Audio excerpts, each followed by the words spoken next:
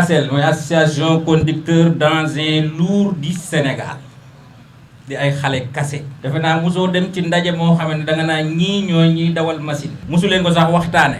comme yaa nekk nag Amadou Ba bu baax bi association bu baax baa ngi nii. kat ñi doon représenté travailleurs yi fañ leen fekk boo ñu fekkee ci ñun ñuy représenté suñu bopp fi nga ñu fekk. nga xam ne ñun Amadou am na lu ñu bëgg ak yow. détail bu dee daa am lu muy wane. ñun dañoo bëgg lu baax mooy li ngeen bëgg muy jub jubal jubbanti ak jubboo. Amadou ñi seeni jafe-jafe bari na bariwul bu ngeen ko réglé réew mi réglé. booy ñëw ci tali nga jaar gaa yi ko doon defar. foo dégg terrassement gaa yi ñoo ko doon defar. foo dégg assainissement gaa yi ñoo fa nekk. foo dégg carrière gaa yi ñoo fa nekk. foo dégg mine gaa yi ñoo fa nekk. ñu am sa xarit bu baax yéen a dëkk mu nekk ministre de mine ne ko am na fii njaboot gu sakkan gu am njëriñ gu am doole bu mën a liggéey. njaboot googu ñi ngi nii dajaloo ñëw nag fii mu dëkk ñëw fi digg penc bi fi nga xamante ne ku fi jaar gis ni moo tax ñu ñëwoon fii taxawee ko fii. ndokk Amadou bi nga ñëwee.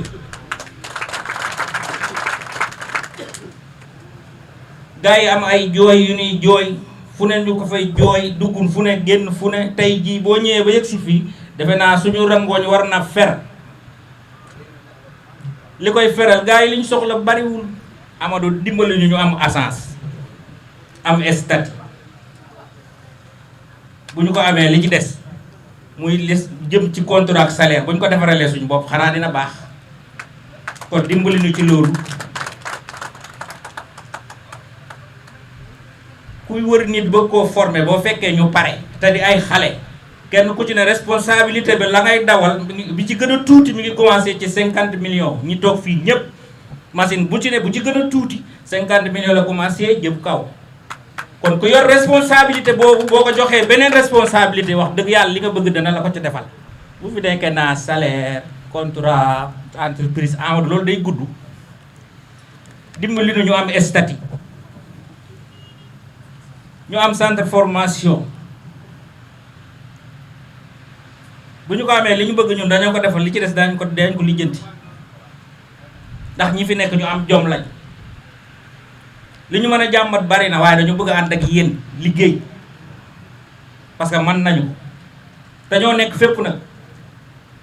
parce que chaque jour ma wax journaliste yi ni li ma am ci ay correspondant journaliste amu ko. parce que mine Sabodala fa muy commencé am naa fa koo xam ne moo ko woo mu wuyu ma. mine CCO fa muy commencé am na koo xam ne moo ko woo mu wuyu ma.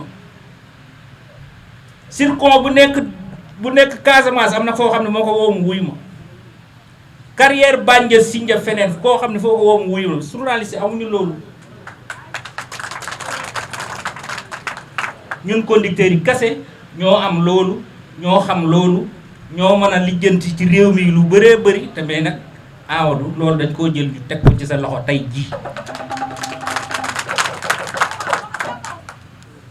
secteur la boo xam ne boo ci jàppee di ngeen yëg ni am na lu gën a gaaw te ñun gaaw nañu.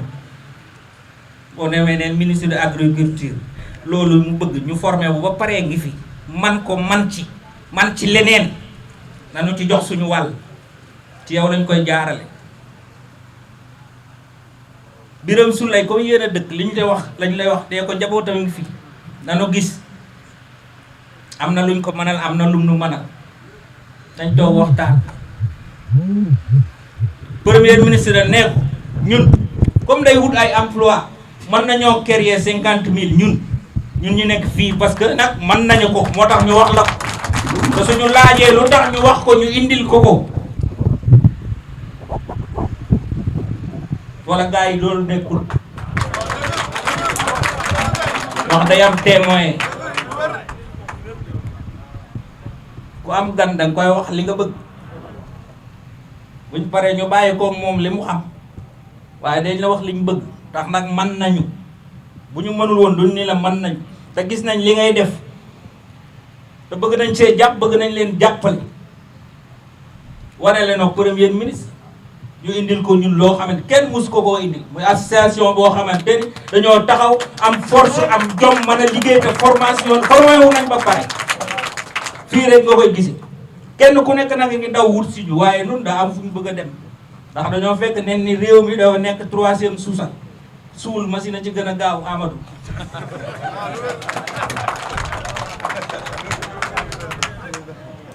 suul ñoo ci gën a gaaw kon dimbali leen nu dimbali leen boo waxee lu baax ba pare jërëtul sori dimbali leen ñu dimbali leen parce que mën nañu ko lii rek moo doon wax ci gars yi yëpp seen njàmbat moom loolu la mënuñoo bël lépp di la ko tegal nii da ci des nag dañ la koy ñaan audience ñaan ko premier ministre Amadou loolu suñ ko amul yow mii la ñuy woowaat ndax danoo ñëw fii bokk ci sa njaboot ñëw ci digg Thiès ñaan la loolu te ñii fi nekk ñépp loolu lañ bëgg waaye boo ñu dimbalee ci lii ñuy wut nii Amadou dem ñoo ci gën a gaaw te mën nañ ko lool nag gars yi xam nañ ci dara milliards yoo dégg borom machine ay jiitu foo dégg milliards ci réew mi rek boo xoolee borom machine a nekk ca kanam te amul fii benn borom machine boo xam ne milliardaire te foo dégg journée machine bu ñu la ko waxee wax la gasoil rek xaas baa ngi commencé def kon Amadou milliards yooyu gars yi di liggéey ñun ñi kon ñu newoon ci kanam di ko liggéey ñun ñoo bëgg ngeen teg ko suñu loxo ñun ñu liggéey ko parce que mën nañu ko nag te buñ ko mënu woon duñ ko laaj kenn mosuñoo dégg ñu laaj ko mais dañoo formé ba yëg ne mën nañ ko moo tax ñu di ko laaj. Khadim Diouf, membre actif de ASEL, Association des conducteurs d'engins lourds du Sénégal. C'est avec immense et un profond sentiment d'engagement que je rends hommage. Je tiens d'abord à saluer la présence de son Excellence, Monsieur le député Amadou Ba. Et je salue particulièrement le président de l'ASEL, monsieur Ousmane Fall, qui représente une profession essentielle à notre économie et à notre infrastructure. Enfin, je voudrais saluer mes chers collègues et invités qui se sont joints à nous. Votre présence témoigne de votre engagement et de votre soutien à notre cause. Aujourd'hui, nous voulons reconnaître l'importance de notre profession. Nous sommes les moteurs qui font avancer les sentiers. Nous sommes ceux qui,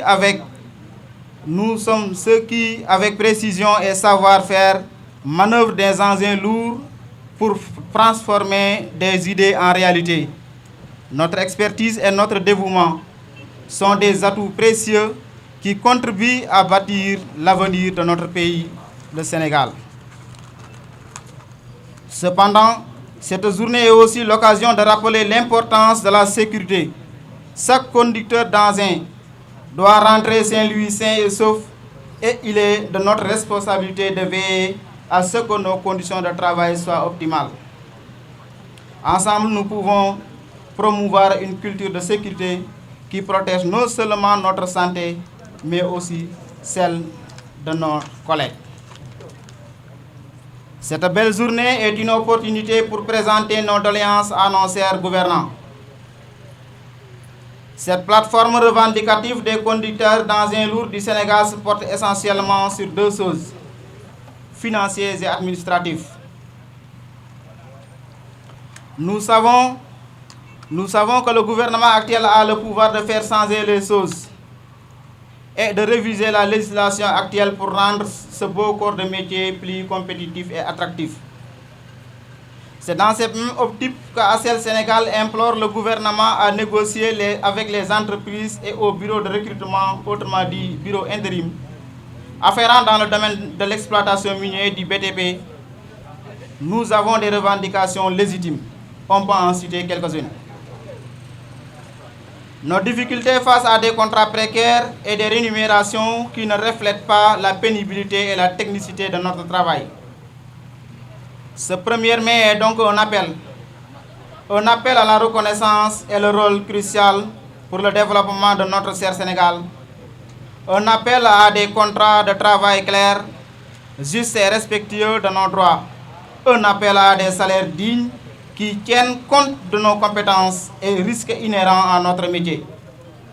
Un appel à une régularisation plus stricte et plus transparente de la sous-traitance pour garantir que nous ne soyons pas les victimes de pratiques abusives. Notre travail mérite la sécurité, la stabilité et la dignité. Ensemble, nous devons œuvrer pour un avenir où nos compétences seront valorisées à leur juste mesure, où nos droits seront respectés.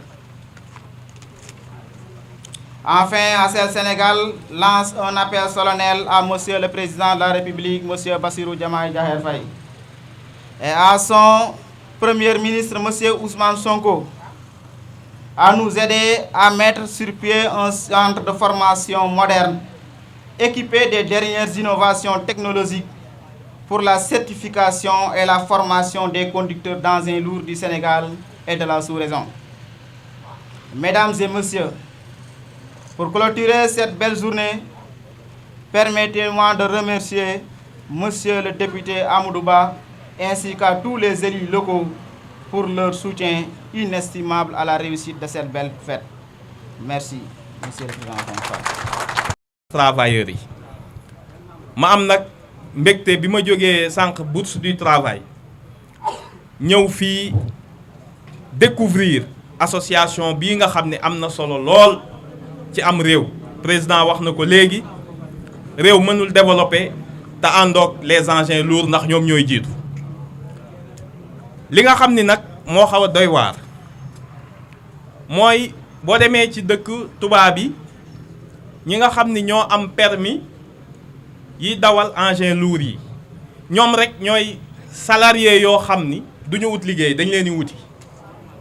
boo demee ci sérieusement boo demee ci boîte d'intérim toujours lenn rek ngay gis conducteur d'engin cherche conducteur ku nekk avec des conditions yoo xam ni bu ñu la joxee CDI da ngay bañ bu ñu nee dañu lay signer CDI da nga naan déedéet da ngeen may bàyyi ma nekk intérim ndax bu ñu ma liggéeyee fii une semaine am xaalis toog noppalu demaat feneen parce que c'est un métier extrêmement reconnu. Mais nag dafa am lu tax te président junj na ko monsieur Sëñ Diouf mi doon lire le discours en français wax na ko foog ñu yegg ci ñaari réforme yu am solo yi. bi ci njëkk mooy le statut. C'est incompréhensible lu toll ni engin lourd ñi koy dawal loolu laa ko njëkk a laaj ndax am ngeen convention collective wala des accords de branche mu ne ma amuñu sax convention collective maanaam yéen ak ñiy dawal taxi ñi dawal moto Jakarta lañ considéré noonu lañ leen di jëlee noonu lañ leen di dàqee. Alors que le premier problème donc c'est le statut parce que kuy liggéey engin lourd ci mine le minimum mooy war na am prime de risque.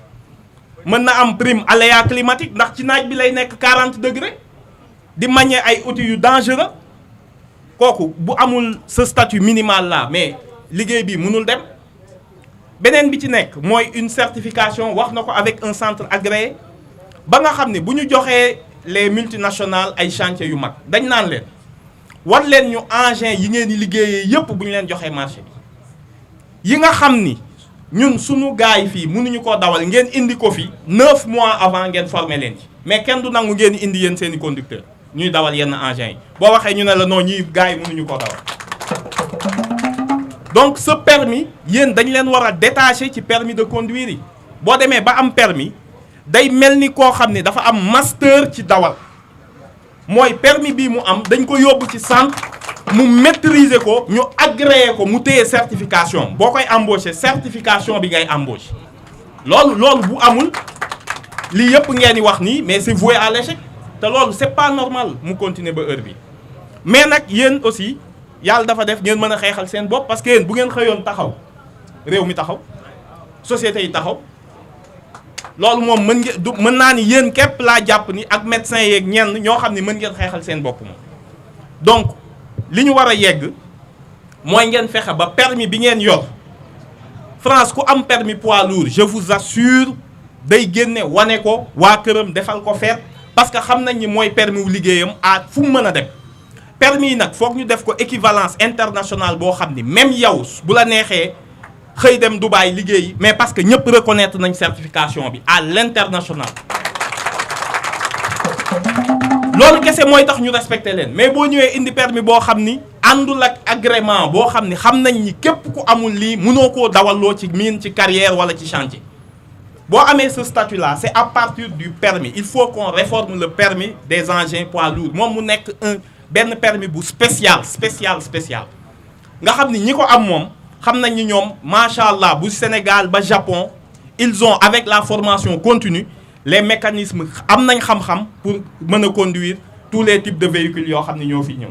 Je pense que association bi président am ngeen sas bu rëy mais seen situation tamit mën ngeen ci lu bëri donc incha allahu rabbi on essaiera ñu liggéey ci ngeen rencontrer le ministre des infrastructures accompagner peut-être aussi ngeen jox ma seen doléance ma joxal la ko la commission transport bu assemblée ndax régime bi ni muy doxee du ay député individuellement ñooy jóg di dox ay yenn yi dafa am ay commission yu ëpp doole député bi gën a mën a ñoŋal seen revendication ñu porteel leen ko ngeen yóbbu ko ci ministère bi pour que assise u transport yi yéen da ngeen cee waroon am benn kii bu spécial ñu jëm ci loolu je pense que bu ngeen amee statut boo xamante ni seen permis du bokk ak sax couleur yeneen permis yi ba nga xam ni foo ko génne nit ñi xam ni permis bii ki ko am ak ki am master ñoo yam te kii moom foo ñu gisee kër gu rafet borom miin bi bu amee moom war na cee mën a gis boppam. donc ñu ngi leen di sant di leen gërëm di leen encourager ngeen continuer di ñaan yàlla may président ak son premier ministre ak gouvernement bi ambition yi ñu am ñu réaliser ko incha allah bonne fête de 1er mai merci à tous.